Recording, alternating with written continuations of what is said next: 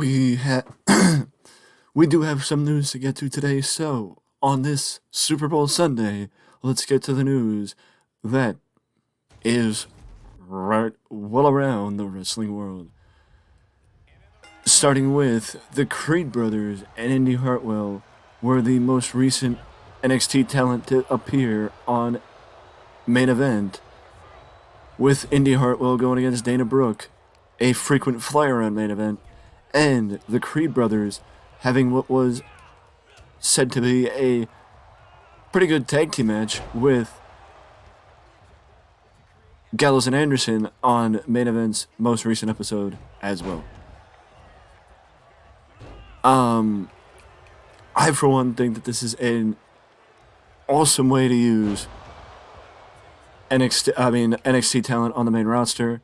It allows fans another way to get used to seeing the NXT talent, and it also gives the NXT talent the opportunity to be featured in front of a wider audience than they would be weekly on Tuesday nights on NXT. But we will also have some other NXT news a little bit later, but we'll get to that a little bit later. Mark Briscoe was on Rampage this past Friday night, and I'm going to say, as a result of his appearance this past Friday night, we now have the next match for Mark Briscoe, and that is Mark Briscoe versus Josh Woods on Dynamite this Wednesday.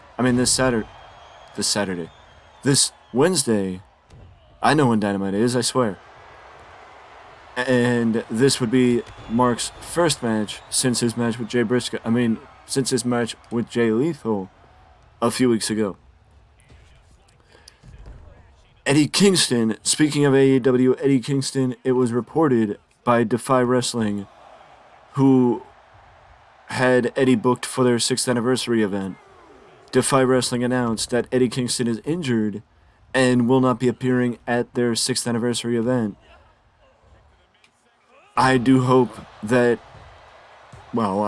it's not a severe injury, and it's more one of those injuries that Eddie just needs to take some time away from the ring to let heal up, and he can't compete at extra shows because, who doesn't love Eddie Kingston?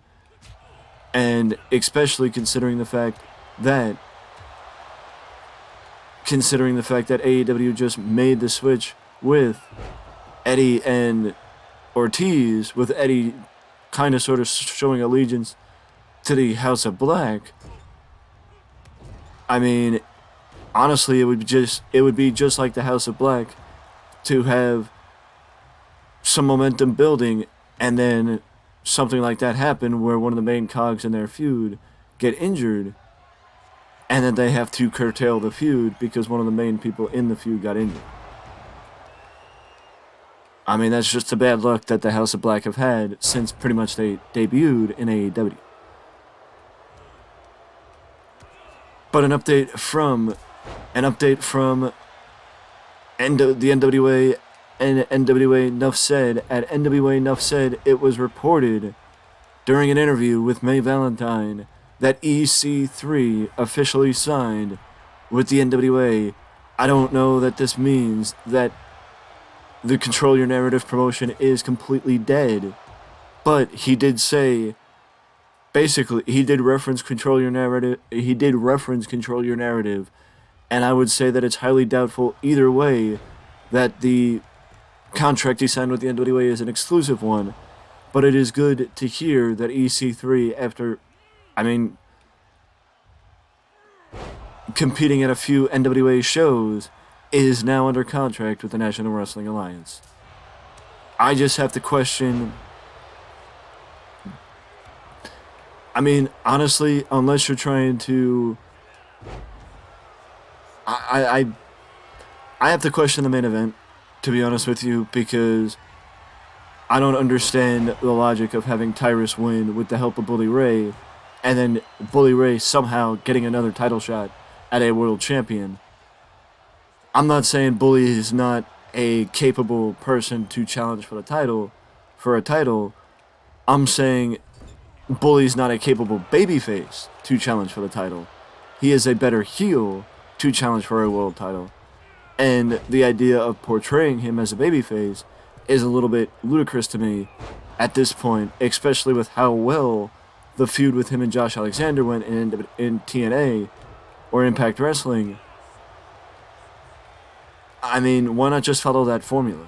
I really don't understand. But,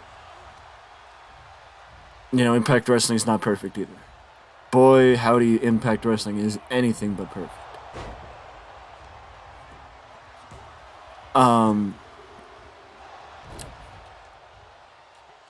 But also, like I said on NXT, that we had NXT news to get to, Amari Miller, who most recently appeared as one of the members of the 20-woman Battle Royal from a couple of weeks ago, Amari Miller tore her ACL and, recently reported that she tore her ACL and will have to undergo surgery to repair the injury. Amari is one of the many people within the women's division that are trying to find their footing, trying to find their, where they fit in. And I don't want to say she's depth, but I think once the current crop of NXT stars start making the move to the main roster and making room for people like Amari Miller, that maybe Amari will be able to more. I guess maybe she'll have more luck finding her footing in NXT. But as she just debuted back in February of 2021, so, basically she's been here as a member of the roster since the rebranding, but has not really had the opportunity to find her footing in NXT during the rebranding, as, again, I think it would help her it would do nothing but help her when this current crop of talent make the move up and make some space. But speaking of NXT, Jacy Jayne is being advertised as, basically that she's going to explain her actions from last week and why she turned on Gigi Dolan. I think it is a pretty easy answer, but if you're curious, we will find out from Jacy Jayne why she made the decision to turn on her longtime partner and fully break up Toxic Attraction. This week on NXT, and also in an interesting turn of events, we actually heard from a bootmaker that he was contacted about making boots for Randy Orton's return and also for Cody Rhodes for WrestleMania. But the interesting part is, for Randy Orton's return, again, take this with a grain of salt, that we haven't heard much about Randy returning, but this is the first optimistic outlook, this is the first optimistic point we've gotten about Randy returning to the ring. So I'm going to take it and run with it and say that let's hope that we see Randy Orton back in the ring sooner rather than later, so he can go out on his terms and solidify his legacy as one of the greatest in WWE. One last interesting note is Okada and Tatsuya Naito appeared at Pro Wrestling Noah's Great Voyage, which was a recent Noah event, to promote their appearances at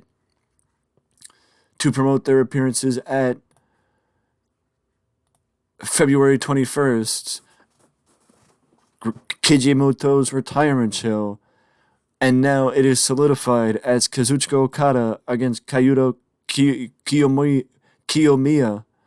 Hiromu Takahashi, and Amakusa, and Kijimoto against Tatsuya Naito as the top matches on Kijimoto's retirement show, set to take place on February 21st at the Tokyo Dome. There is talent from DDT, there is talent from Noah, New Japan, Dragon Gate, Tokyo Yoshi Pro. There's talent from everywhere, All Japan, Talent from everywhere coming together for one spectacular joint show under the Noah banner as one of the greatest of all time, Keiji Muto, says goodbye. And also, next week on NXT, Braun Breaker returns. JC Jane explains her actions. Miko Satomura and Roxanne Perez against Kaden Carter and Katana Chance. Hank and Charlie Dempsey. Wesley as an open challenge for the NXT North American Championship. Tyler Bate against Grayson Waller. Tiffany Stratton and Thea Hale. And Axiom and Damon Kemp. It is an action-packed night of NXT next Tuesday on USA, and also February 21st, Keiji Muto's retirement show, Muto, Naito, Okada, and Kiyomiya. It is February might be halfway through, but we still have an action-packed month to go of wrestling action, thanks to Pro Wrestling Noah, and as always, NXT. But with that being said, that's it for the news today. I will see you in the next video.